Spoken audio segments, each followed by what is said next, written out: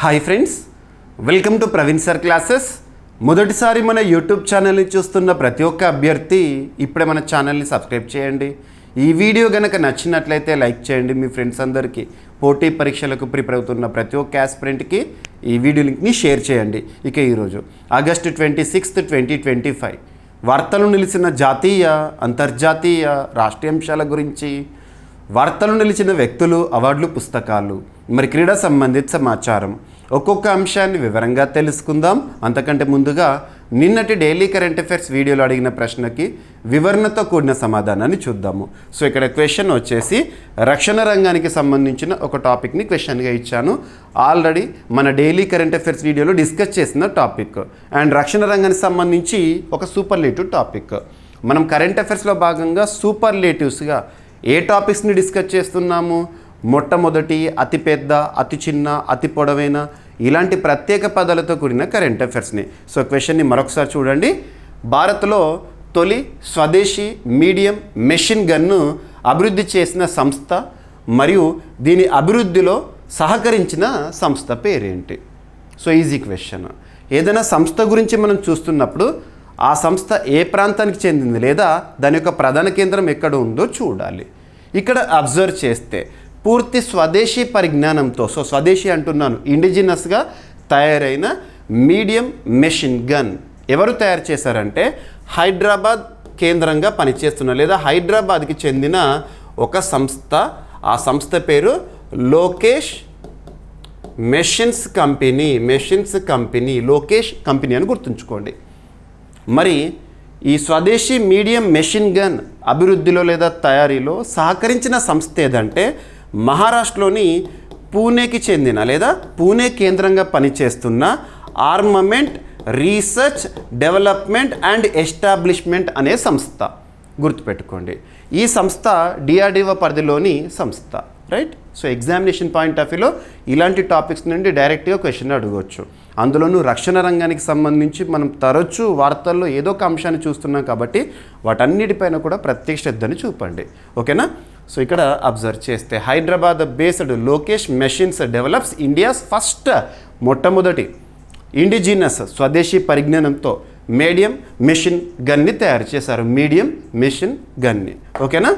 So Hyderabad చెందిన Lokesh machines company పూణేలోని armament research and establishment సహకారంతో భారత్లో తొలి స్వదేశీ మీడియం మెషిన్ గన్ని అభివృద్ధి చేయడం జరిగింది. దీని యొక్క సామర్థ్యం ఏంటి? ఓకేనా? భారత సైన్యానికి ఈ ఆయుధం సరఫరా కోసం కంపెనీకి 17.7 కోట్ల రూపాయల ఆర్డర్ అనేది ఇటీవల లభించడం జరిగింది. సరిపోతుంది. ఇక ఈ ఏడిఆర్ఈ అనే సంస్థ అంటే armament research and development establishment అనే సంస్థ డిఆర్డిఓకి చెందిన సంస్థ. డిఆర్డిఓ భారతదేశంలో రక్షణ రంగానికి సంబంధించి పనిచేస్తున్న అత్యున్నత సంస్థ. హెడ్ క్వార్టర్ వచ్చేసి న్యూఢిల్లీ కేంద్రంగా పనిచేస్తుంది. 1958 ఇయర్లో ఏర్పాటైంది. డిఆర్డిఓకి ప్రస్తుతం చీఫ్గా లేదా చైర్పర్సన్గా సమీర్ వి కామత్ గారు విధులు నిర్వర్తిస్తున్నారు. ఇటీవల తను వార్తల్లో వ్యక్తిగా మనం చూడడం జరిగింది తనని.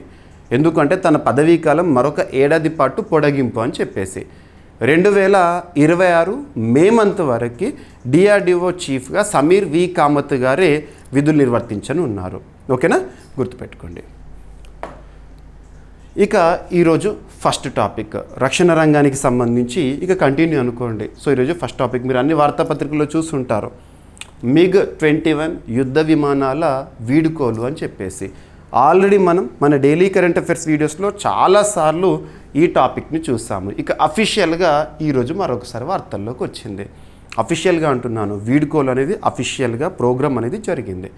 దీనికి సంబంధించి MiG-21 యుద్ధ విమానాలకి సంబంధించి MiG-21 ఫైటర్ జెట్స్ భారత వాయుసేనలో ఇండియన్ ఎయిర్ ఫోర్స్లో 60 సంవత్సరాలకు పైగా 60 ఏళ్లకు పైగా సేవలు అందిస్తున్న MiG-21 యుద్ధ విమానాలకు అధికారిక వీడ్కోలు అనేది ఈరోజు అధికారిక వీడ్కోలు కార్యక్రమం అనేది జరిగింది.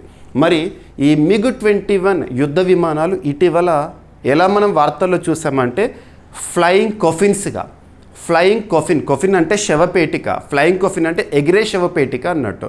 ఎందుకు మరి వీటిని అలా కంపేర్ చేస్తున్నారంటే పాతబడిపోయినాయి. చాలా ఓల్డ్వి ఇవి. సో 60 ఇయర్స్ నుండి ఈ సేవలు అందిస్తున్నాయి అంటే మనం అర్థం చేసుకోవచ్చు. సో పాతబడ్డాయి.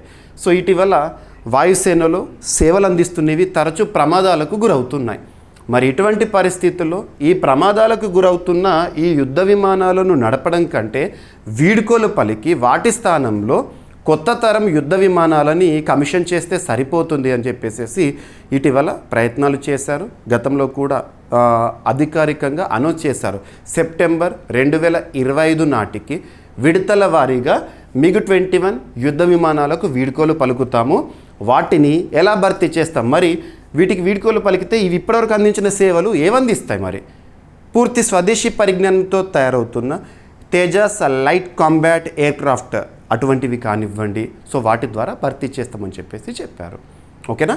సో ఇక్కడ అబ్జర్వ్ చేస్తే మరి వీటిని ఏ దేశం నుండి దిగుమతి చేసుకున్నామంటే 1960స్లోనే సోవియట్ యూనియన్ నుండి దిగుమతి చేసుకున్నాము. సోవియట్ యూనియన్, మనం యుఎస్ఎస్ఆర్ అనేవారము. సోవియట్ యూనియన్ అనేది లేదా యుఎస్ఎస్ఆర్ అనేది 1990స్లో విచ్ఛిన్నమైంది. సో ప్రస్తుతం రష్యా చూస్తున్నాం, అందులో పెద్ద దేశము. సో సింపుల్గా చెప్పాలంటే రష్యా నుండి దిగుమతి చేసుకున్నామని కూడా అనవచ్చు. ఓకేనా? సో దీనికి సంబంధించి అధికారిక వీడ్కోలు కార్యక్రమం ఈరోజు జరిగింది. సో 6 దశాబ్దాలుగా భారత వైమానిక దళం ఇండియన్ ఎయిర్ ఫోర్స్, మనకు త్రివిధ దళాల్లో ఒకటి ఎయిర్ ఫోర్స్, ఇండియన్ ఎయిర్ ఫోర్స్కి ప్రధాన యుద్ధ విమానంగా సేవలు అందించిన MiG-21 యుద్ధ విమానాలు ఇక చివరి ప్రయాణాన్ని పూర్తి చేసినాయి. చివరి ప్రయాణం కూడా నిన్న జరిగింది. ఆగస్టు 25 రోజున జరిగింది. ఆగస్టు 25న ప్రస్తుత Indian air force chief marshal ఎవరైతే ఉంటారో తను సొంతంగా దీనిలో ప్రయాణించారు. కొంత భావోద్వేగంతో చెప్పారు ఇక వీటిని వీడ్కోలు పలికామని చెప్పేసేసి. ఓకేనా? సో 2025 ఆగస్టు 25న చివరి ప్రయాణము. రాజస్థాన్ రాష్ట్రంలోని బికనీర్ నల్ ఎయిర్ బేస్ నుంచి చివరిసారి MiG-21 విమానం అధికారికంగా ఇండియన్ ఎయిర్ ఫోర్స్ నుండి ఫ్లై అయింది. ఇక 2025 ఆగస్టు 26 ఈరోజు చండీగఢ్లో ఐఏఎఫ్ అధికారికంగా వీడ్కోలు కార్యక్రమాన్ని నిర్వహించింది ఈరోజు ఉదయం. ఓకేనా? సో MiG-21కి గౌరవార్థంగా air chief, Indian air force చీఫ్గా ప్రస్తుతం విధులు నిర్వర్తిస్తున్న ఏపీ సింగ్, అమర్ప్రీత్ సింగ్ గారు ఆగస్టు 25న నిన్నటి రోజున ఒంటరిగా MiG-21లో చివరి ప్రయాణం చేస్తూ భావోద్వేగంగా మాట్లాడారు.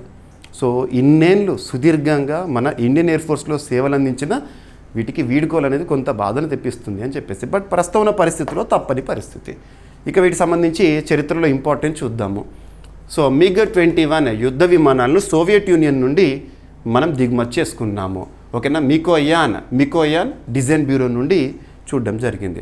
ఇక భారత్కి ప్రవేశం, ఎప్పుడు భారతదేశానికి ఈ యుద్ధ విమానాలు రావడం జరిగిందంటే 1963లో. ఎగ్జామినేషన్ పాయింట్ ఆఫ్లో గుర్తుపెట్టుకోండి, ఈరోజు కమిషన్ అవుతున్న వాటితో పాటు ఆల్రెడీ సేవలు అందిస్తున్న వాటికి వీడ్కోలు పలికితే కూడా వాటిపైన కూడా క్వశ్చన్స్ అడుగుతారు. ఓకేనా? సో భారత్కి ప్రవేశం 1963లో ఐఏఎఫ్లో ఇండక్ట్ చేసిన తొలి సూపర్సోనిక్ జెట్స్ అవి. అప్పుడు అధునాతనం. ఇక ఎత్తుగడలు 1971 భారత్ పాకిస్తాన్ యుద్ధము, కార్గిల్ యుద్ధము ఈ సమయంలో కీలక పాత్ర పోషించినాయి. 1965 టైంలో కానివ్వండి అలా కూడా. అండ్ సర్వీస్ కాలం దాదాపు 60 ఏళ్లకు పైగా సేవలు అందించినవి ఇండియన్ ఎయిర్ ఫోర్స్లో. ఇక అంతిమ మోడల్ MiG-21లో బైసన్ మోడల్. విమానాల సంఖ్య ఒక దశాబ్దంలో, దశాబ్దం అంటే లాస్ట్ 10 ఇయర్స్లో డెకేడ్లో 800+ MiG-21లు ఐఏఎఫ్లో సేవలు అందించినవి. సరిపోతుంది. ఓకేనా? ఇక ఇండియన్ ఎయిర్ ఫోర్స్ సంబంధించి ఏదైనా ఒక టాపిక్ని మనం డిస్కస్ చేస్తున్నామంటే ఆ టాపిక్ని వార్తల్లో చూస్తున్న అంశాన్ని వార్తగా కాకుండా కరెంట్ అఫైర్స్గా డిస్కస్ చేస్తున్నాము. అంటే సబ్జెక్ట్ లింక్ చేస్తూ దానికి సంబంధించి స్టాటిక్ పాయింట్స్ని అడిషన్గా ఇస్తున్నాను. ఈ విధమైన ప్రిపరేషన్తో, ఈ విధమైన స్ట్రాటజీతో పోటీ పరీక్షల కోణంలో మనం కరెంట్ అఫైర్స్లో 100% సాధించడంతో పాటు జనరల్ స్టడీస్లో మ్యాక్సిమం స్కోర్ చేయగలుగుతాము. ఓకేనా? సో ఇక్కడ ఇండియన్ ఎయిర్ ఫోర్స్ 1932 అక్టోబర్ 8. ఓకేనా? నినాదం touch the sky with glory, వీళ్ళ మోటో. ప్రస్తుత air chief marshal Amarpreet Singh గారు. ప్రధాన కేంద్రం వచ్చేసి న్యూఢిల్లీ. ఇక MiG-21 ప్రమాదాలకు గురవుతుంది అన్నాను. ఫ్లయింగ్ కొఫిన్స్గా ఇటీవల తరచు వార్తల్లోకి వస్తున్నాయి. ఓకేనా? ఫ్లయింగ్ కొఫిన్ 2000 సంవత్సరం తర్వాత 400కి పైగా ప్రమాదాలు ఈ ఫైటర్ జెట్స్ వల్ల జరిగినాయి అంట. వాటికి ప్రత్యామ్నాయంగా Tejas light combat aircraft, Rafale, Sukhoi 30 MKI వంటి ఆధునిక జెట్లను సేవలోకి తీసుకున్నారు. గుర్తుపెట్టుకోండి, అడగొచ్చు ఎగ్జామినేషన్ పాయింట్ ఆఫ్ వ్యూలో. ఇక సెకండ్ టాపిక్ ఈరోజు మీరు చూస్తుంటారు. సో విశాఖపట్నం వేదికగా కమిషనింగ్తో వార్తల్లోకి వచ్చిన 2 షిప్లు, ఇండియన్ నావల్ షిప్స్. కమిషనింగ్ అంటే సేవలు ప్రారంభం, డీకమిషనింగ్ అంటే ఆల్రెడీ ఎగ్జిస్టింగ్ సర్వీసెస్ నుండి వీడుకోలు పలకడము.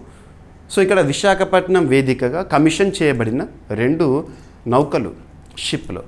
ఇటువంటి టాపిక్స్ని మనం చూస్తున్నప్పుడు వాటిని ఎవరు తయారు చేస్తారంటే ఏ సంస్థ తయారు చేసింది, ఆ సంస్థ ప్రధాన కేంద్రం ఎక్కడ, వాటి యొక్క ప్రత్యేకతలు ఏంటి, రక్షణ రంగానికి సంబంధించి అభ్యర్థులకు ప్రతిరోజు చెప్తున్నాను.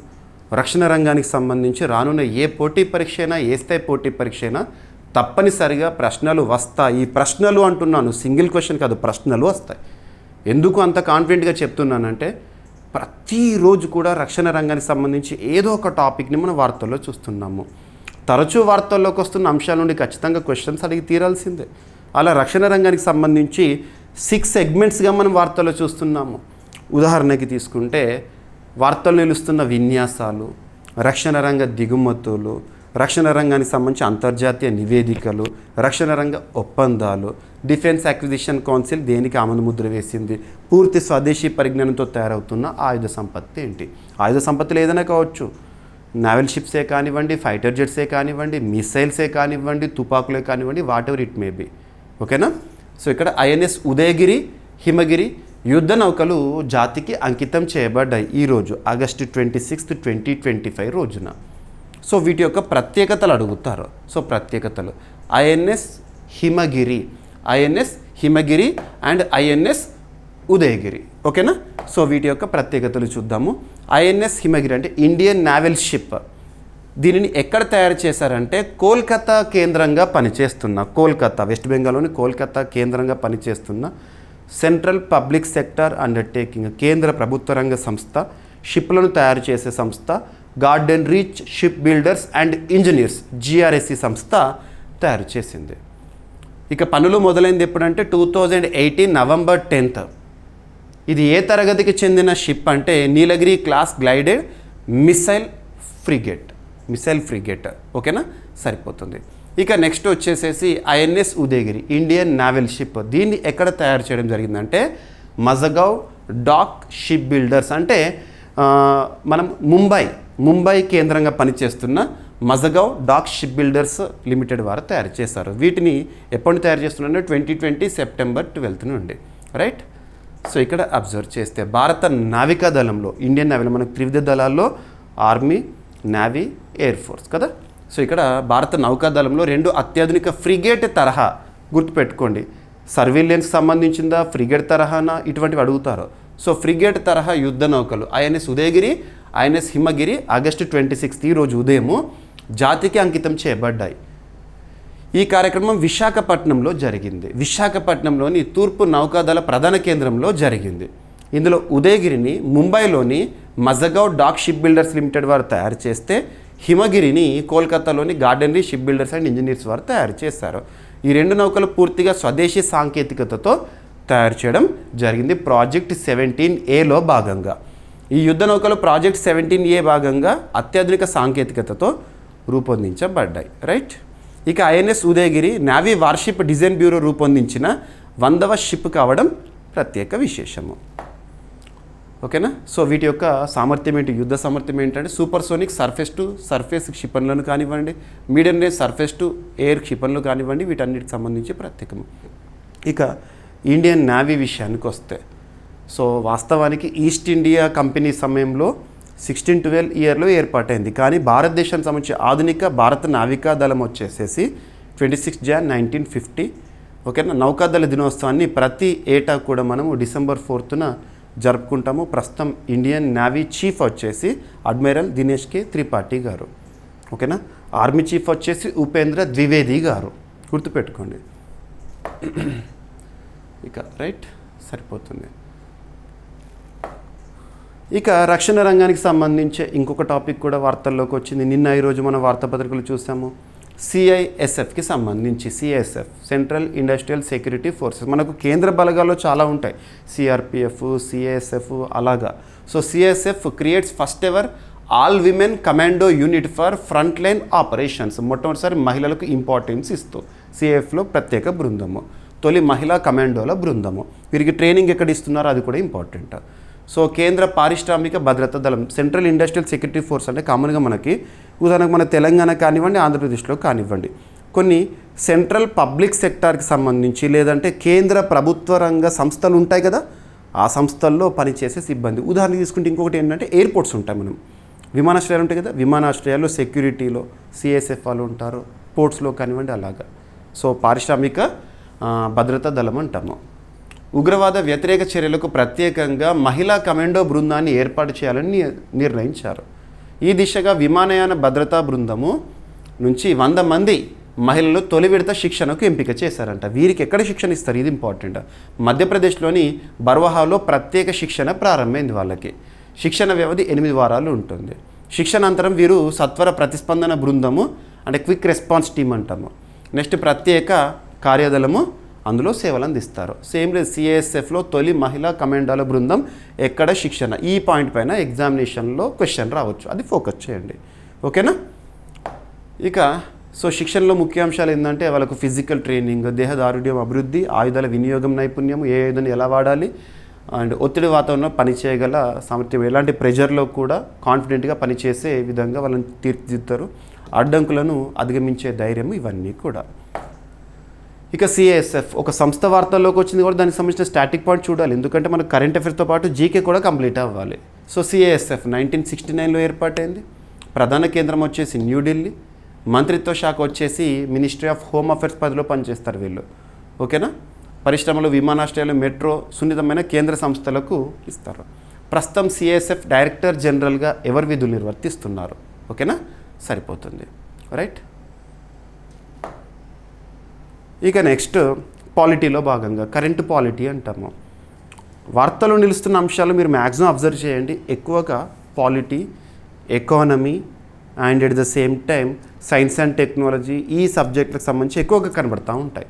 సో ఇక్కడ అబ్జర్వ్ చేస్తే కరెంట్ పాలిటీ అంటే పాలిటీకి సంబంధించి వర్ధమాన అంశము. సుప్రీంకోర్టు సంబంధించి ఈరోజు మీరు అన్ని వార్తాపత్రికలు చూసి ఉండొచ్చు. సుప్రీంకోర్టుకి 2 న్యాయమూర్తుల పేర్లను సిఫార్సు చేసింది కొలీజియం అని, అంతే ఇస్తారు. దాన్ని మనం సబ్జెక్ట్ లింక్ చేసుకోవాలి, అంటే కాన్స్టిట్యూషన్లో ఆర్టికల్స్కి లింక్ చేసుకోవాలి. సో ఇక్కడ అబ్జర్వ్ చేస్తే దేశంలోనే అత్యున్నత చట్టం మన రాజ్యాంగం. రాజ్యాంగంలోని 5వ భాగం యొక్క ప్రత్యేకత ఏంటి? The largest part in Indian constitution. రాజ్యాంగంలోని అతిపెద్ద భాగము. అతిపెద్దదని ఎలా చెప్తాము? ఆర్టికల్ 52 నుండి 151 వరకు 5th పార్టే ఉంటుంది. కేంద్ర ప్రభుత్వానికి సంబంధించి నేర్చుకుంటాము. ఆ భాగంలో ఆర్టికల్ 124 నుండి 147 వరకు జ్యుడిషియరీ, ఇండియన్ జ్యుడిషియరీ, సుప్రీంకోర్టు గురించి మనము నేర్చుకుంటాము. మరి సుప్రీంకోర్టుకు సంబంధించి ఆర్టికల్ 124 ఇంపార్టెంట్, ఇటీవల తరచు వార్తల్లోకి వస్తుంది ఆర్టికల్ 124. సో ఆర్టికల్ 124లో భాగంగా ఆర్టికల్ 124 క్లాస్ 1, ఆర్టికల్ 124 క్లాస్ 1 ఆధారంగా దేశంలోనే అత్యున్నత న్యాయస్థానమైన సుప్రీంకోర్టులో ఒక ప్రధాన న్యాయమూర్తి మరియు ఇతర న్యాయమూర్తులు ఉంటారు. ఇతర న్యాయమూర్తులు. మరి ఆ ఇతర న్యాయమూర్తులు ఎంతమంది ఉంటారు? ఆ సంఖ్యను ఎవరు డిసైడ్ చేస్తారంటే పార్లమెంటు డిసైడ్ చేస్తుంది. గుర్తుపెట్టుకోండి, ఇక్కడ ఇంపార్టెంట్ పాయింట్. సో సుప్రీంకోర్టులో న్యాయమూర్తుల సంఖ్యను నిర్ణయించే అధికారము ఎవరికి ఉంటుందంటే పార్లమెంటుకు ఉంటుంది. అదే ఒక్కొక్క రాష్ట్రానికి సంబంధించి హైకోర్టు ఉంటుంది కదా, హైకోర్టులో న్యాయమూర్తుల సంఖ్యను నిర్ణయించే అధికారం ఎవరికి ఉంటుంది అంటే రాష్ట్రపతికి ఉంటుంది. గుర్తుపెట్టుకోండి, కన్ఫ్యూజ్ అవ్వకండి. మరి సుప్రీంకోర్టులో న్యాయమూర్తుల సంఖ్యను నిర్ణయించేది పార్లమెంటు, కానీ న్యాయమూర్తులను నియమించేది రాష్ట్రపతి. హైకోర్టు విషయానికి వస్తే, ఏదైనా ఒక హైకోర్టు విషయానికి వస్తే న్యాయమూర్తుల సంఖ్యను నిర్ణయించేది మరియు వాళ్ళను నియమించేది రాష్ట్రపతి. క్లియర్. అండ్ జ్యుడిషియరీ అనేది కేంద్ర జాబితాలోని అంశము. సుప్రీంకోర్టు అనేది కేంద్ర జాబితాలో ఉంటుందని, ఒక్కొక్క రాష్ట్రానికి సంబంధించి అత్యున్నత న్యాయస్థానం హైకోర్టు కాబట్టి హైకోర్టు అనేది రాష్ట్ర జాబితాలో ఉంటుంది అని అస్సలు అనుకోకండి. సో హైకోర్ట్స్ అనే టాపిక్ ఆర్టికల్ 246లో కేంద్ర జాబితాలోని అంశము. గుర్తుపెట్టుకోండి ఇవి. ఓకేనా. మరి ప్రస్తుతం భారతదేశంలో అత్యున్నత న్యాయస్థానమైన సుప్రీంకోర్టులో ఎంతమంది న్యాయమూర్తులు ఉన్నారు? ఒక ప్రధాన న్యాయమూర్తి ఉన్నారు, ప్లస్ ఎంత వేకెన్సీ ఉంటుంది? 33 మెంబర్స్ జడ్జెస్ ఉంటారు, ఇతర న్యాయమూర్తులు ఉండాలి, అది సంఖ్య.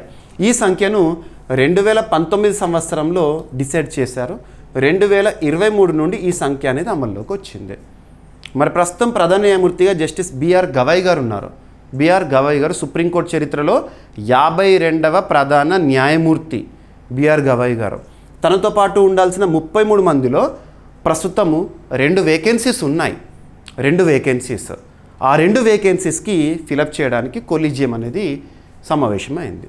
ఇక్కడ అబ్జర్వ్ చేస్తే ఆర్టికల్ 124 క్లాజ్ 2 ఆధారంగా మరి న్యాయమూర్తులను, సుప్రీంకోర్టు ప్రధాన న్యాయమూర్తిని, ఇతర న్యాయమూర్తులను నియమించే అధికారం ఎవరికి ఉంటుందంటే రాష్ట్రపతికి ఉంటుంది. మరి రాష్ట్రపతి ఎవరి సిఫార్సులను తీసుకుంటారంటే కొలీజియం సిఫార్సులను. మరి కొలీజియం అనే పదం గురించి మనం తరచూ వింటూ ఉంటాము, న్యాయ వ్యవస్థలో చాలా ఇంపార్టెంట్. 1993 నుండి చూస్తున్నాము. కొలీజియం అనేది రాజ్యాంగబద్ధము కాదు, చట్టబద్ధము కాదు. రాజ్యాంగంలో ఎక్కడ కొలీజియం అనే పదం ఉండదు. మరి చట్టం ఉందా దానికి సంబంధించి అంటే ఏ చట్టం లేదు, పార్లమెంట్ ఏ చట్టం కూడా తీసుకురాలి. మరి ఎలా ఏర్పడిందంటే సుప్రీంకోర్టు గతంలో ఇచ్చిన తీర్పుల ఆధారంగా, first judges case, second judges case అని చూస్తాం కదా, ఆ తీర్పుల ఆధారంగా డెవలప్ అయిందే కొలీజియం. న్యాయమూర్తులే నియమించుకుని, న్యాయమూర్తులే బదిలీ చేసుకునే ఒక వ్యవస్థగా చెప్పొచ్చు. దాని స్థానంలో ఎన్జేఏసీ తీసుకురావడానికి ప్రయత్నాలు చేశారు 99th కాన్స్టిట్యూషన్ అమెండ్మెంట్, కానీ తర్వాత అది బేసిక్ స్ట్రక్చర్కి వయలేషన్గా ఉందని చెప్పేసి తీసేశారు. That is different. ప్రస్తుతానికి అది అప్రస్తుతం. ఇక్కడ మరి కొలీజియంలో ఎవరు ఉంటారు అంటే సుప్రీంకోర్టు కొలీజియంలో 1+4 సుప్రీంకోర్టు ప్రధాన న్యాయమూర్తి, ఇతర న్యాయమూర్తులు ఉంటారు. వారే ఎవరు న్యాయమూర్తులు ఉండాలి అని చెప్పేసి డిసైడ్ చేస్తూ ఉంటారు. గుర్తుంచుకోండి, ఆ డిసైడ్ చేసిన పేర్లను రాష్ట్రపతి పంపిస్తారు, రాష్ట్రపతి నియమిస్తారు. క్లియర్, ఓకేనా? సో ఈ విధంగా ఉంటుంది కొలీజియం వ్యవస్థ. సో భారత సుప్రీంకోర్టులో 2 కొత్త న్యాయమూర్తుల నియామకానికి సంబంధించి కొలీజియం కీలక సిఫార్సులను చేసింది. సిజేఐ జస్టిస్ డివై చంద్రచూడ్ స్థానంలో బాధ్యతలు చేపట్టిన జస్టిస్ గవాయ్ గారి నేతృత్వంలోని కొలీజియము 2025 ఆగస్టు 25న నిన్నటి రోజున జరిగిన సమావేశంలో నిర్ణయం తీసుకుంది. బాంబే హైకోర్టు ప్రధాన న్యాయమూర్తి జస్టిస్ అలోక్ అరాదే, పాట్నా హైకోర్టు ప్రధాన న్యాయమూర్తి జస్టిస్ విపుల్ మనుబాయ్ పంచోలీలను సుప్రీంకోర్టు న్యాయమూర్తులుగా కేంద్రానికి సిఫార్సు చేస్తారు. ఇక్కడ చూడండి, జస్టిస్ డివై చంద్రచూడ్ గారేమో సుప్రీంకోర్టు చరిత్రలో 50వ ప్రధాన న్యాయమూర్తి, అండ్ జస్టిస్ బిఆర్ గవాయ్ గారేమో సుప్రీంకోర్టు చరిత్రలో 52వ ప్రధాన న్యాయమూర్తి. మరి 51వ ప్రధాన న్యాయమూర్తిగా మధ్యలో ఒకరు ఉండే, ఎవరతను? సంజీవ్ ఖన్నా. గుర్తుపెట్టుకోండి, పేర్లు ఇంపార్టెంట్, నంబర్స్ కూడా ఇంపార్టెంట్, ఓకేనా? ఇక వీళ్ళ పేర్లు. సో బాంబే హైకోర్టు ప్రధాన న్యాయమూర్తిగా జస్టిస్ అలోక్ అరాదే, పట్నా హైకోర్టు ప్రధాన న్యాయమూర్తి జస్టిస్ విపుల్ మనుబాయ్ లను కొలీజియం సుప్రీంకోర్టు న్యాయమూర్తులుగా సిఫార్సు చేసింది. ప్రస్తుతం సుప్రీంకోర్టులో 32 మంది ఉన్నారు, 1+31 ఉన్నారు. 1+33 కావాలి కదా, ఆ 2 వేకెన్సీస్ని వీళ్ళతో ఫిలప్ చేస్తారంట. రైట్, పూర్తి స్ట్రెంత్ అనేది వస్తుంది. ఇక 34 చేరుతుంది, 1+33 సుప్రీంకోర్టు సంబంధించి. సో సుప్రీంకోర్టు ఎప్పుడు ఏర్పాటైంది, సుప్రీంకోర్టు ఆర్టికల్స్ అయితే, ప్రస్తుతము ప్రధాన న్యాయమూర్తి ఎవరు, కొలీజియం వ్యవస్థ. సుప్రీంకోర్టు జడ్జీల నియామకానికి CJI+4 సీనియర్ జడ్జెస్ ఉంటారు. అండ్ మీకు ఇక్కడ చెప్తున్న ప్రతి పాయింట్ కూడా మీకు పీడిఎఫ్లో ఇస్తున్నాను కదా, చదవండి. క్లాస్ విన్న తర్వాత పీడిఎఫ్ చూడండి ఖచ్చితంగా. మీకు జీవీకే స్టడీ సర్కిల్ యాప్ ఇప్పటివరకు ఇన్స్టాల్ చేసుకొని వారు ఎవరైనా ఉంటే ఈరోజు మన యాప్ని ఇన్స్టాల్ చేసుకోండి. మీకు ప్లే స్టోర్లో జీవీకే స్టడీ సర్కిల్ అని టైప్ చేయండి, యాప్ విజిబుల్ అవుతుంది, క్లిక్ చేసి ఇన్స్టాల్ చేసుకోండి. లేదంటే ఈ వీడియో కింద కామెంట్ బాక్స్లో ఫస్ట్ కామెంట్లో మన యాప్ లింక్ని పోస్ట్ చేస్తాను, దాంతోపాటు మన వాట్సాప్ ఛానల్ లింక్ని కూడా పోస్ట్ చేస్తాను. ఫాలో అవ్వండి వాట్సాప్ ఛానల్ కూడా. సో లింక్ క్లిక్ చేయండి, యాప్ ఇన్స్టాల్ చేసుకోండి. అందులో మీకు డైలీ సిఏ అనే ఒక కోర్సు ఉంటుంది, అందులో డైలీ కరెంట్ అఫైర్స్ సంబంధించిన పీడిఎఫ్స్ ఉంటాయి. ప్రతి పాయింట్ ఇస్తున్నాను, each and every topic including extra information, రోజు అడిగే క్వశ్చన్, దాని సమాధానం కూడా. సో ప్రతిరోజు చదవండి, ఓకేనా? అండ్ మనం చదివింది ఎంతవరకు గుర్తుంటుంది అని తెలుసుకోవాలని ఉంటుంది మనకు కూడా. కాబట్టి అందులో కరెంట్ అఫైర్స్ టెస్ట్లను కూడా ఇస్తున్నాను, ప్రాక్టీస్ చేయండి, ఓకేనా? ఇక నెక్స్ట్, ఇంటర్నేషనల్ బిగ్ క్యాట్స్ అలయన్స్లో నూతన సభ్యత్వ దేశంగా నేపాల్ అధికారికంగా చేరింది. టైగర్ రిలేటెడ్ అభ్యర్థులు గుర్తుపెట్టుకోండి, వైల్డ్ లైఫ్ రిలేటెడ్గా పోటీ పరీక్షల్లో క్వశ్చన్స్ అడుగుతారు. వైల్డ్ లైఫ్ రిలేటెడ్గా ఏముంటాయి, వైల్డ్ లైఫ్ రిజర్వ్స్ గురించి కానివ్వండి, వైల్డ్ లైఫ్ ప్రాజెక్ట్స్ గురించి కానివ్వండి, లేదంటే వైల్డ్ లైఫ్ సెన్సస్ గురించి కానివ్వండి, తప్పనిసరిగా ఫోకస్ చేయండి. అందులోనూ టైగర్ రిలేటెడ్గా ఖచ్చితంగా క్వశ్చన్స్ అడుగుతారు. ఏ పోటీ పరీక్ష అయినా, ఏ స్థాయి పోటీ పరీక్ష అయినా. టైగర్స్కి సంబంధించి ఇటీవల మనం వరుసగా చూస్తున్న అంశాలను ఉదాహరణకు చూడండి కొన్ని. ప్రతి ఏటా కూడా జూలై 29th గ్లోబల్ టైగర్ డేగా మనం సెలబ్రేట్ చేసుకుంటాం. July 29th. ప్రస్తుతం భారతదేశంలో ఉన్న టైగర్ రిజర్వ్స్, పులుల సంరక్షణ కేంద్రాలు ఎన్ని ఉన్నాయి? 58. రీసెంట్గా 58వ టైగర్ రిజర్వ్గా మాధవ్ నేషనల్ పార్క్ మధ్యప్రదేశ్లో ఉంది, గుర్తింపు పొందింది. మరి ప్రస్తుతం భారతదేశంలో అందుబాటులో ఉన్న గణాంకాల ప్రకారము టైగర్ సెన్సస్ ఎన్నవది? 5th టైగర్ సెన్సస్ 5వ విడత అందుబాటులో ఉంది. లేదంటే status of tigers in India 2022 which was released in the year 2023 April 9th. ఆ టైగర్ సెన్సస్ ఏం చెప్తుందంటే భారతదేశంలో 3682 టైగర్స్ ఉన్నాయని చెప్పేసి చెప్తుంది. మరి 5th టైగర్ సెన్సస్ని లేదా status of tigers in India 2022ని 2023లో బందీపూర్ టైగర్ రిజర్వ్ నుండి భారత ప్రధాని గారు విడుదల చేశారు కదా, అదే రోజు ఒక ప్రత్యేకమైన అంశాన్ని ప్రస్తావించారు. ప్రాజెక్ట్ టైగర్ ప్రారంభమై 50 సంవత్సరాలు అవుతున్న సందర్భంగా. ప్రాజెక్ట్ టైగర్ ఎప్పుడు ప్రారంభమైంది? 1973. 50 సంవత్సరాలు నేటు 2023 కదా, ఆ రోజున ఒక ప్రకటన చేశారు. 7 బిగ్ క్యాట్స్ని సంరక్షించడానికి మనం చర్యలు తీసుకోవాలి, టైగర్ రేంజ్ కంట్రీస్ని ఫోకస్ చేద్దామని చెప్పేసేసి అలా వచ్చిన ఆలోచన అనేది ఇప్పటి వరకు మనం కార్యరూపం చూడడం అన్నీ కూడా చూసాము. ఇక టైగర్ రిలేటెడ్గా మరికొన్ని అంశాలను అబ్జర్వ్ చేయండి. భారతదేశంలో విస్తీర్ణం పరంగా అతిపెద్ద tiger reserve Nagarjuna Sagar Srisailam tiger reserve, అది ఆంధ్ర తెలంగాణ సరిహద్దులో ఉంటుంది. రీసెంట్గా విస్తీర్ణ పరంగా అతిపెద్ద 2వ టైగర్ రిజర్వ్గా సుందర్బన్స్ గుర్తింపు పొందింది.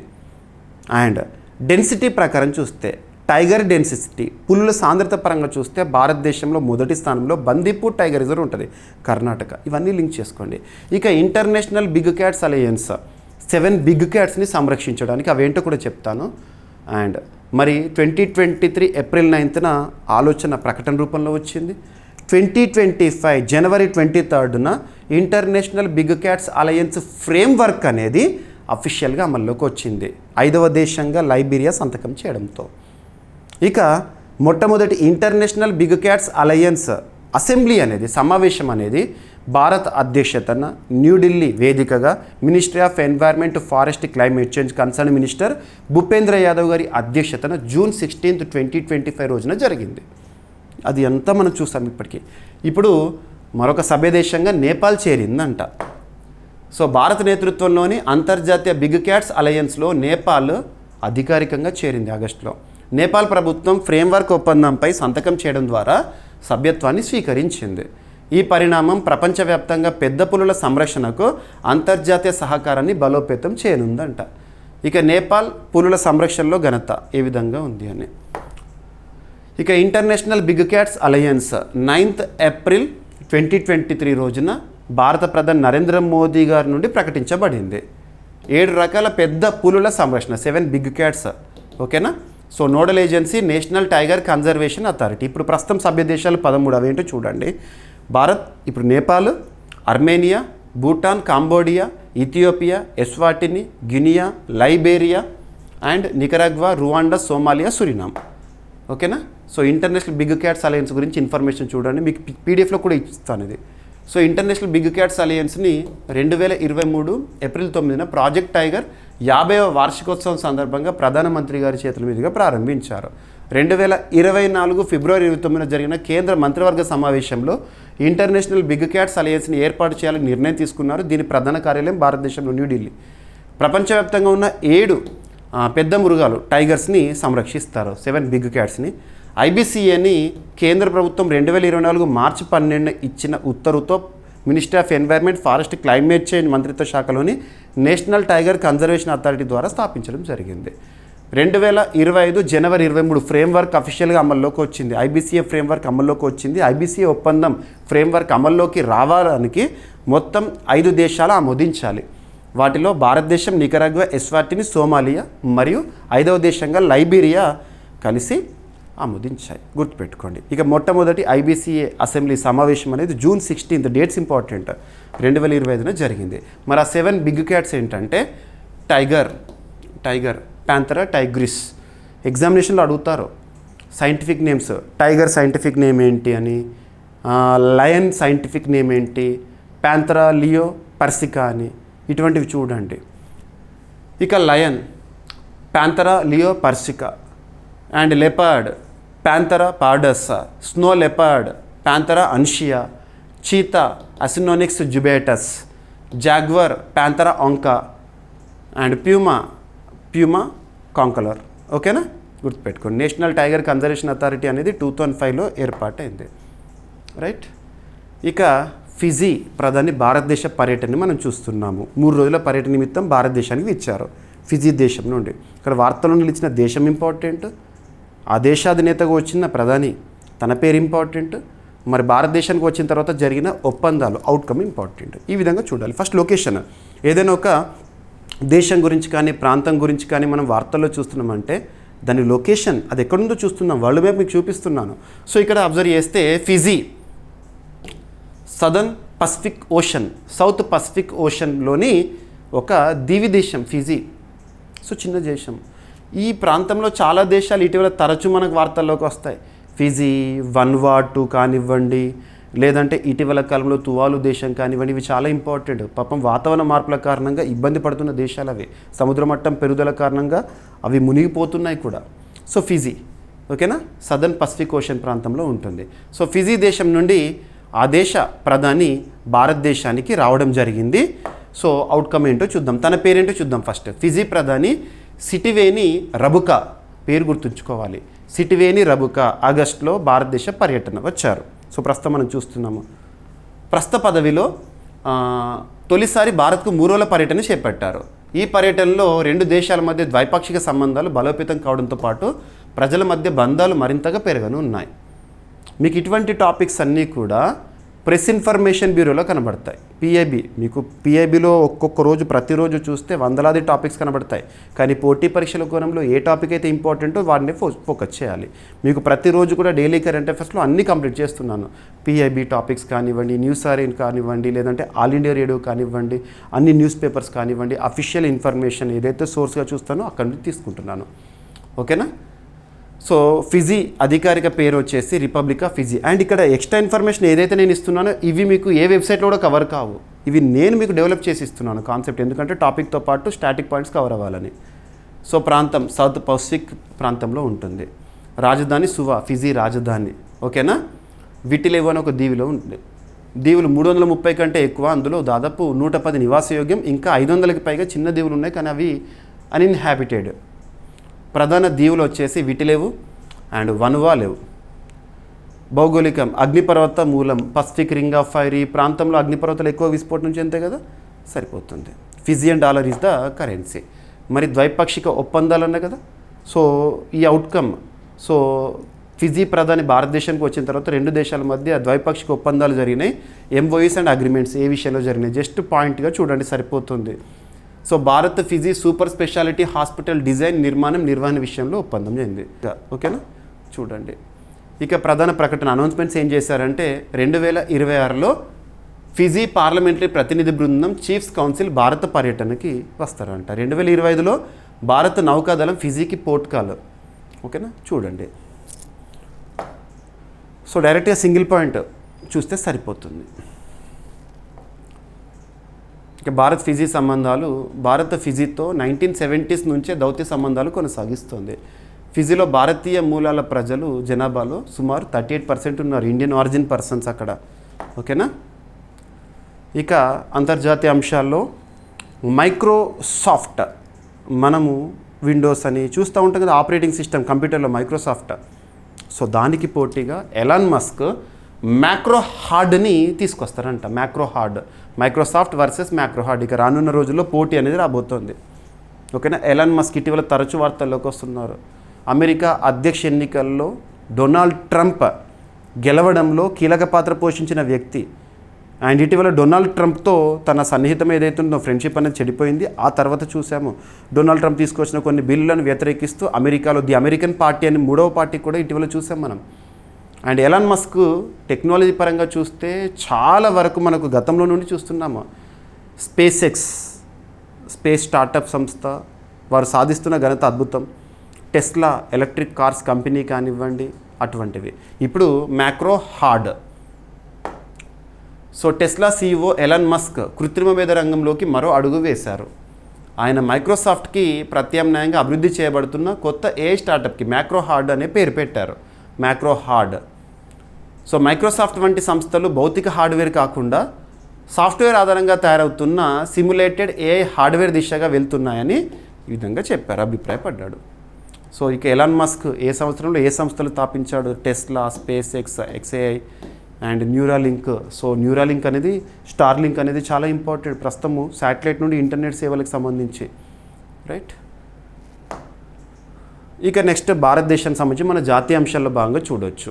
వికసిత భారత్ లక్ష్య ఛేదనలో భాగంగా 2 గ్రూపులను ఏర్పాటు చేసింది కేంద్ర ప్రభుత్వం రాజీవ్ గౌబా గారి ఆధ్వర్యంలో. వికసిత భారత్ పదం ఏంటి? మనం లాస్ట్ 2 years బ్యాక్ ఆజాదీ కా అమృత్ మహోత్సవం అని చెప్పి చూసాము. 75 years ఆఫ్ ఇండిపెండెన్స్ సెలబ్రేట్ చేసుకున్నాం అద్భుతంగా. మరి 100 years అనేది ఇంకా అద్భుతంగా ఉండాలి కదా. 2047 2047 నాటికి భారతదేశానికి స్వాతంత్రం వచ్చి 100 సంవత్సరాల అద్భుత గడియల సందర్భంగా మనం సాధించాల్సిన లక్ష్యాలను భారత ప్రభుత్వం నిర్దేశించింది. ఆ లక్ష్య సాధనలో కీలకంగా చాలా నిర్ణయాలు తీసుకుంటున్నారు. వికసిత్ భారత్ లక్ష్యాల కోసం 2 ఉన్నత స్థాయి గ్రూపుల ఏర్పాటు లేదా కమిటీల ఏర్పాటు రాజీవ్ గౌబా గారి ఆధ్వర్యంలో. భారత ప్రభుత్వం 2025 ఆగస్టులో రాజీవ్ గౌబా నేతృత్వంలో 2 హై పవర్డ్ గ్రూప్స్ని ఏర్పాటు చేసింది. వీటి ఉద్దేశం తర్వాత తరానికి చెందిన నెక్స్ట్ జనరేషన్ అన్నట్టు సంస్కరణలు అమలు చేసి వికసిత భారత్ లక్ష్యాలను సాధించడం కోసము. ఈ గ్రూప్స్ నీతి ఆయోగ్ పూర్తికాలిక సభ్యుడు ఎవరైతే ఉన్నారో రాజీవ్ గౌబా గారి ఆధ్వర్యంలో పనిచేస్తాయి, రైట్. సరిపోతుంది. సంస్కరణల కోసం ఉద్దేశించబడింది. ఇక సభ్యులు ఒక్కొక్క డిపార్ట్మెంట్ నుండి, ఒక్కొక్క రంగం నుండి ఒక్కొక్కరు ఉంటారు ఇందులో, రైట్. ఇక నీతి ఆయోగ్కి సంబంధించిన సభ్యుడని చెప్పాను కదా. సో నీతి ఆయోగ్ 2015 జనవరి 1వ తేదీన అప్పటి వరకు పనిచేసిన ప్రణాళిక సంఘం స్థానంలో అమల్లోకి వచ్చిన సంస్థ. చట్టబద్ధం కాదు, రాజ్యాంగబద్ధం కాదు, క్యాబినెట్ రిజల్యూషన్ ఆధారంగా ఏర్పాటైంది. నీతి ఆయోగ్ ప్రస్తుతము సిఇఓగా బివైఆర్ సుబ్రహ్మణ్యం గారు ఉన్నారు. నీతి ఆయోగ్ ఎక్స్ అఫిషియో చైర్పర్సన్గా ప్రైమ్ మినిస్టర్ ఉంటారు, కానీ యాక్టివ్ రోల్లో ఉండేది వైస్ చైర్పర్సన్ సుమన్ బెర్రీ గారు ఉన్నారు ప్రస్తుతం, రైట్. ఇక నెక్స్ట్, సో 3 కీలక వ్యక్తులు, చరిత్రలో ఎప్పటికీ గుర్తుంచుకోవాల్సిన వ్యక్తులకి సంబంధించి సెలబ్రేషన్ సందర్భంగా ప్రత్యేక కమిటీలను ఏర్పాటు చేసింది భారత ప్రభుత్వం. నిన్నటి క్లాస్లో మనం బిర్సా ముండా గారి 150వ జయంతి ఉత్సవాల సందర్భంగా 118 మందితో కూడిన కమిటీని ఏర్పాటు చేశారు ప్రధానమంత్రి నరేంద్ర మోదీ గారి ఆధ్వర్యంలో అన్నాను. ఇప్పుడు ఇంకొక 2, అందులో ఎవరంటే సర్దార్ వల్లభభాయ్ పటేల్ గారు ఒకరు, నెక్స్ట్ వచ్చేసి వాజ్పేయి గారు ఒకరు. సో వారికి సంబంధించి జయంతి ఉత్సవాలు. సో ప్రధాని నరేంద్ర మోదీ గారి అధ్యక్షతన కేంద్ర ప్రభుత్వం 3 ప్రధాన జయంతి ఉత్సవాల నిర్వహణకు ఉన్నత స్థాయి కమిటీలను నియమించింది. ఈ కమిటీలు గెజిట్ నోటిఫికేషన్ ద్వారా 2025 ఆగస్టులో అమల్లోకి వచ్చినాయి. సో ఎవరి జయంతి ఉత్సవాలు అంటే సర్దార్ వల్లభభాయ్ పటేల్ గారి 150th celebrations 31 October 2025 and Bhagwan Birsa Munda గారి 150th birth anniversary November 15th 2025. ఇక అటల్ బిహారీ వాజ్పేయి గారి 100th centenary celebrations December 25th 2025 సుపరిపాలన దినోత్సవం, ఓకేనా. సో ఇక్కడ అబ్జర్వ్ చేస్తే బిర్సా ముండా గారి కమిటీ ఏదైతే ఉంటుందో జయంతి ఉత్సవాల కోసం ప్రధానమంత్రి గారి ఆధ్వర్యంలో అందులో 118 మంది. అదే సర్దార్ వల్లభభాయ్ పటేల్ గారి ఆధ్వర్యంలో అయితే 124 మంది. వాజ్పేయి గారి సంబంధించిన కమిటీ అయితేనేమో 120 మందిని నియమించారు, రైట్. ఇక సర్దార్ వల్లభభాయ్ పటేల్ గారు వాస్తవానికి భారతదేశ చరిత్రలో మొట్టమొదటి ప్రధానమంత్రి అవ్వాల్సిన వ్యక్తి. సో ఏం జరిగిందో ప్రతి ఒక్కరికి తెలిసే ఉంటుంది. ఇక స్టాచ్యూ ఆఫ్ యూనిటీ ప్రపంచంలో అత్యంత పొడవైన విగ్రహం తన పేరిటే ఉంది గుజరాత్లో కెవాడి అనే ప్రాంతంలో. ఇక భగవాన్ బిర్సా ముండా, సో ప్రస్తుత ప్రాంతాన్ని చూసుకుంటే జార్ఖండ్ రాష్ట్రము, ఓకేనా. సో 1875 నవంబర్ 15న జన్మించారు. ముండా గిరిజన నాయకుడు, రైట్. ఇక అటల్ బిహారీ వాజ్పేయి గారు భారతదేశంలో ప్రధానమంత్రుల్లో అద్భుతమైన వ్యక్తి, ఓకేనా. ఇక భారత్లో తొలి అభ్యసన వేగవర్ధక లేదా లెర్నింగ్ యాక్సెలరేటర్ ఓపెన్ ఏఐ అనేది ప్రారంభం ఏఐఐటి పరిధిలో. తరచూ వార్తలు నిలుస్తున్న అంశాల్లో ఐఐటీస్ అనే టాపిక్ చాలా ఇంపార్టెంట్. ఐఐటీస్ మనం దాదాపు రెగ్యులర్గా చూస్తున్నాం ఐఐటి రిలేటెడ్ టాపిక్స్ని. ఐఐటీస్లో ఎక్కువగా ఐఐటి మద్రాస్ వార్తల్లోకి వస్తుంది. ఎందుకు వార్తల్లోకి వస్తున్నాయి అంటే ఐఐటీస్ యొక్క ఇన్నోవేషన్స్, ముఖ్యంగా కరోనా విపత్కర పరిస్థితుల కాలం నుండి తరచూ ఏదో ఒక ఐఐటి ఏదో ఒక ఇన్నోవేషన్తో వార్తల్లోకి వస్తుంది. భారతదేశానికే పరిమితమైన ఐఐటీలు విశ్వవ్యాప్తం అవుతుంది, అంటే వాటి యొక్క ఇంపార్టెన్స్ తెలుస్తుంది. పోటీ పరీక్షల్లో కూడా రెగ్యులర్గా ఐఐటి రిలేటెడ్గా అడుగుతున్నారు. సో ఎగ్జామినేషన్లో ఐఐటి రిలేటెడ్ క్వశ్చన్స్ని మనం ఎలా ఫేస్ చేయాలంటే ఏ ఐఐటి ఏ అంశంతో వార్తల్లోకి వచ్చింది, దట్స్ ఎనఫ్. ప్రిన్సిపల్, ప్రొసీజర్ ఇవన్నీ అడగరు. ఓకేనా. సో భారత్లో తొలి అభ్యసన వేగవర్ధక లెర్నింగ్ యాక్సిలరేటర్ సంబంధిత అంశంతో ఏ ఐఐటి వార్తల్లోకి వచ్చిందంటే IIT Madras. So open AI భారతదేశంలో విద్యార్థులు, అధ్యాపకులు, పరిశోధకుల కోసం తొలి లెర్నింగ్ యాక్సిలరేటర్ అభ్యసన వేగవర్ధకను ఐఐటి మద్రాస్ భాగస్వామ్యంతో 2025 ఆగస్టు 25న ప్రారంభించింది. దీని ప్రధాన లక్ష్యం కృత్రిమ మీద ఏఐ శిక్షణ సాధనాల ద్వారా అభ్యాసాన్ని వేగవంతం చేయడము. ఐఐటి మద్రాస్ పరిధిలోని అంశము గుర్తుపెట్టుకోండి, ఎగ్జామినేషన్లో అడుగుతారు. ఓకేనా. ఓపెన్ ఏఐ అనేది 2015లో ఏర్పాటైంది, అమెరికా కేంద్రం పనిచేస్తోంది. ప్రస్తుతం ఓపెన్ ఏఐకి శామ్ ఆల్ట్మన్ సీఈఓగా ఉన్నారు. ఐఐటి మద్రాస్ 1959 చెన్నైలో ఏర్పాటైంది. ఇక యాంటీబయాటిక్ రెసిస్టెన్స్ని 3 గంటల్లో గుర్తించే చిప్ పరికరం సంబంధిత అంశంతో ఏఐఐటి వార్తల్లోకి వచ్చింది, ఐఐటి మద్రాస్. ఓకేనా. సో భారత శాస్త్రవేత్తలు తక్కువ ఖర్చుతో కూడిన చిప్ ఆధారిత పరికరాన్ని అభివృద్ధి చేస్తారు. ఆ పరికరం ఎలా పనిచేస్తుందని అడగరు. ఓకేనా. ఈ పరికరం ద్వారా యాంటీబయాటిక్ ససెప్టిబిలిటీ టెస్టింగ్ కేవలం 3 గంటల్లోనే పూర్తి చేయవచ్చు అంట. సాంప్రదాయ పద్ధతిలో యాంటీ మైక్రోబియల్ ససెప్టిబిలిటీ టెస్టింగ్ చేయడానికి సాధారణంగా 48 to 72 అవర్స్ పడుతుంది. కానీ ఇప్పుడు ఈ చిప్ పరికరంతో 3 గంటల్లోనే నిర్ధారించవచ్చు. సో కొత్త పరికరం అనేది ఎలక్ట్రోకెమికల్ సిగ్నల్స్ ద్వారా బ్యాక్టీరియా, యాంటీబయాటిక్లకు ప్రతిఘటన స్పందన ఉంటుందో లేదో చెప్తుంది. Right. So IIT Madras antibiotic resistance అంటే ప్రపంచవ్యాప్తంగా ముఖ్యమైన ఆరోగ్య సమస్య. Right. So IIT Kharagpur very important. ఇటీవల తరచు వార్తలు నిలుస్తున్న ఐఐటీస్లో ఐఐటి ఖరగ్పూర్ ఒకటి. ఇటీవల క్యాంపస్ మదర్స్ అని చెప్పేసి ఆత్మహత్యల నివారణ కోసము ఇటువంటివి చూసాము. ఐఐటి ఖరగ్పూర్ అంటే వెస్ట్ బెంగాల్లోని ఐఐటి. ఐఐటి ఖరగ్పూర్లో రక్షణ పరిశోధక కేంద్రం ఏర్పాటు. సో చూద్దాము. ఐఐటి ఖరగ్పూర్లో Manekshaw centre of excellence for national security studies and research ప్రారంభించబడింది రక్షణ రంగానికి సంబంధించి. ఈ కేంద్రం ఐఐటీలు, ఐఏఎస్, ఐఐటీలు, ఎన్ఐటీలు అన్నీ కలిసి పనిచేసి ఒక వేదికగా ఏర్పాటైంది. మనేక్షా ప్రధాన ఉద్దేశం రక్షణ సాంకేతికతకు సంబంధించిన శాస్త్రీయ శిక్షణ పరిశోధన కార్యక్రమాలను నిర్వహించడము. ఓకేనా, సరిపోతుంది. సో శామ్ మనేక్షా ఎవరు? భారతదేశ తొలి ఫీల్డ్ మార్షల్ తన పేరిట ఖరగ్పూర్. ఓకేనా, మనేక్షా ఖరగ్పూర్ అని గుర్తుపెట్టుకోండి, డిఆర్డిఓ పరిధిలోని అంశము. ఇక నెక్స్ట్ విద్యా సంస్థల విషయానికి వస్తే మన ఆంధ్రప్రదేశ్ రాష్ట్రంలో 2 సూపర్లేటివ్ టాపిక్స్ వార్తల్లోకి వచ్చినాయి విద్యా సంస్థల విషయంలోనే. ఫస్ట్ వచ్చేసి దేశంలోనే తొలి స్మార్ట్ వర్సిటీగా అనంతపురం కేంద్రీయ విశ్వవిద్యాలయం అనేది గుర్తింపు పొందింది. India's first smart university Anantapur వేదికగా పనిచేస్తున్న central university of Andhra Pradesh Anantapur. So సిద్ధమైన స్మార్ట్ క్యాంపస్ డైరెక్ట్ పాయింట్ గుర్తుపెట్టుకోండి. సో టెక్నాలజీ ఆధారంగా ఆంధ్రప్రదేశ్లోని అనంతపురం జిల్లా బుకరాయ సముద్రం మండలం జంతులూరులో ఉన్న కేంద్రీయ విశ్వవిద్యాలయం దేశంలోని తొలి స్మార్ట్ యూనివర్సిటీగా గుర్తింపు పొందింది. రైట్. స్మార్ట్ వర్సిటీగా మారిన విశేషాలు ఏంటంటే వర్సిటీ క్యాంపస్, తరగతి గదులు, హాస్టల్లో అన్ని అత్యాధునిక స్మార్ట్ సదుపాయాలు టెక్నాలజీ ఆధారంగా పనిచేస్తున్నాయి. ఓకేనా. ఇటీవల ధర్మేంద్ర ప్రధాన్ గారు మినిస్ట్రీ ఆఫ్ ఎడ్యుకేషన్ వారు వర్చువల్గా ప్రారంభించారు. రైట్. సో సరిపోతుంది. 2008లో ప్రారంభమైంది కేంద్రీయ విశ్వవిద్యాలయం అనంతపూర్. ప్రస్తుతం విద్యాశాఖ మంత్రిగా, కేంద్ర మంత్రిగా ధర్మేంద్ర ప్రధాన్ గారు. నెక్స్ట్ ఆంధ్రప్రదేశ్ రాష్ట్రంలో తొలి న్యాచురోపతి కాలేజ్, గవర్నమెంట్ కాలేజ్ ఇటీవల ఏర్పాటు ఎక్కడని అడుగుతారు. సో మొట్టమొదటి అంటే సూపర్లేటివ్ ఆంధ్రప్రదేశ్ రాష్ట్రానికి సంబంధించిన సూపర్లేటివ్, దేశంలో మొట్టమొదటి కాదు ఆంధ్రప్రదేశ్లో. ఆంధ్రప్రదేశ్ రాష్ట్రంలో తొలిసారిగా ప్రభుత్వ న్యాచురోపతి కాలేజ్ అంటే గవర్నమెంట్ కాలేజ్ విశాఖపట్నంలో స్థాపించనున్నట్లు ప్రభుత్వం ప్రకటించింది. ఓకేనా. సో గుర్తుపెట్టుకోండి.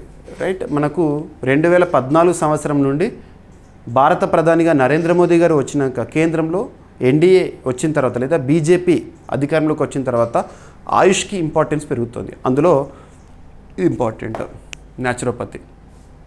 రైట్. ఇక భారతదేశంలో న్యాచురోపతి పర్యవేక్షణ సంస్థ ministry of Ayush, national institute of naturopathy Pune, Maharashtra కేంద్రంగా పనిచేస్తుంది. ఇక నెక్స్ట్ వార్తల్లో వ్యక్తి లేదా క్రీడా సంబంధిత అంశాలని చెప్పొచ్చు. తెలంగాణకు సంబంధించిన ఒక అమ్మాయి భారతదేశంలోనే మొట్టమొదటి క్రీడాకారిణిగా ఒక విషయంలో గుర్తింపుతో వార్తల్లోకి వచ్చింది. సో యూత్ ఆర్చరీ ప్రపంచ ఛాంపియన్షిప్లో చరిత్ర సృష్టించిన తెలుగు తేజం తెలంగాణకు సంబంధించి.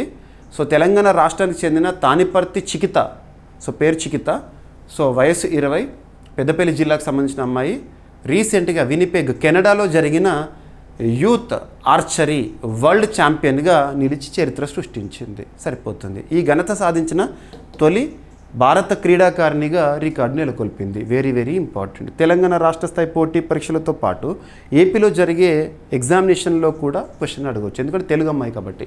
ఓకేనా. అండ్ ఏపీ తెలంగాణ 2 రాష్ట్రాలకు సంబంధించిన వర్ధమాన అంశాలను మన డైలీ కరెంట్ అఫైర్స్లో కవర్ చేస్తున్నాను. మీరు ప్రతిరోజు చూస్తే each and every topic cover అవుతుంది. ఏపీ తెలంగాణకి ఎక్కువగా ఇంపార్టెన్స్ ఇస్తున్నాను. రైట్. సో ఇక ఈరోజు ప్రశ్న, ప్రపంచ పోటీ సామర్థ్య సూచిక వరల్డ్ కాంపిటేటివ్నెస్ ర్యాంకింగ్ 2025లో భారత స్థానం ఎంత, టాప్ 3 దేశాలేవి, విడుదల చేసే సంస్థ, ఈ ర్యాంకింగ్స్ని విడుదల చేసే సంస్థ ఇది.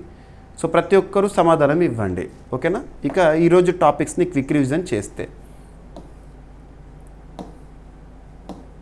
ఫస్ట్ MiG-21 యుద్ధ విమానాలకు వీడ్కోలు అనే అంశము రక్షణ రంగానికి సంబంధించి.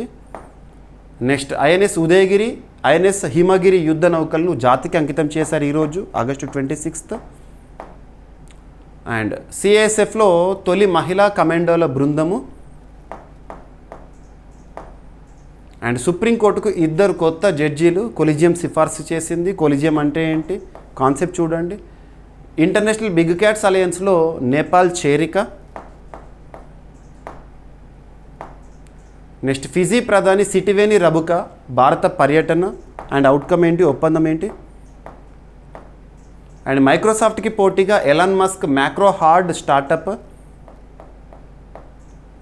అండ్ వికసిత్ భారత్ లక్ష్యాల కోసం 2 ఉన్నత స్థాయి సమితులను ఏర్పాటు చేసింది భారత ప్రభుత్వం రాజీవ్ గౌబా గారి ఆధ్వర్యంలో.